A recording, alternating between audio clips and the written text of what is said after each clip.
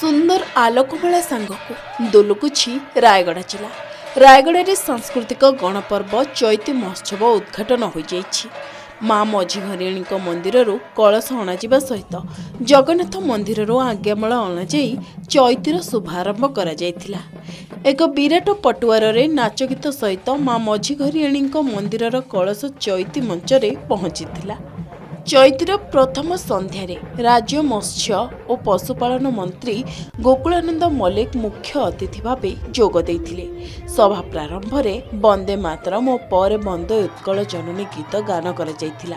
पर अतिथि माने उद्बोधन देइथिले। कार्यक्रम प्रारंभ में सोर सागर अनुष्ठान तरफ ओडिसी नृत्यर शिवस्तुति परिवेषण करा जायथिला। पर आदिम जनजाति डंगरिया गंध और लांजिया सौरांक पारंपरिक नृत्य आकर्षणीय नृत्य परिवेषण करा जायथिला। सिने तारका शीतल पात्र दर्शकों को निज मतवाला नाचरे भरपूर मजा देथिले।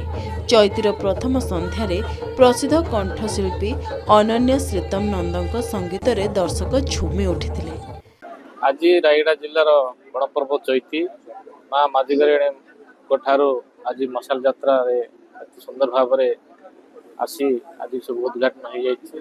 प्रत्येक वर्ष जमी चलता ए वर्ष आरंभ चलो धूमधाम आम चैती गणपर्व भाईचारार पर्व धूमधाम हो आशा विश्वास कर। चैती हूँ गोटे परंपरा आदिवासी मान परंपरा संस्कृति को लेकिन चैती मंच और लोकायत प्रतिभा मानकर यही मंच हूँ परिवेशन करी जो बनर मल्ली बन झड़ी जाऊला ताहा बदल यही चैती मंच परिवेशन करके निश्चित भाव में देश राज्य देश सुनाम अर्जन करेंगे। ये मंच हूँ प्रकृत में जी लोकायत प्रतिभा मान अच्छा से चैती मंचटा तैयारी देखु आज गोटे खुशीर दिन एवं मो गोटे सौभाग्यर दिन जे आज जो रायगड़ा जिलार पारंपरिक पर्व चैती महोत्सव जो पल्लीश्री आज मते शुभ उद्घाटन करिवार मौका मिली।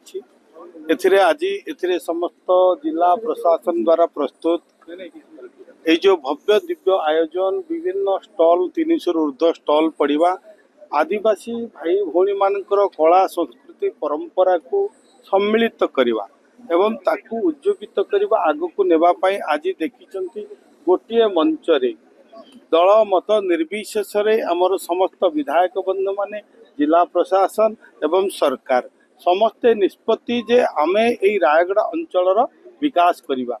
रायगड़ा अमूल्य रत्न साहू का रिपोर्ट के न्यूज ओडिशा।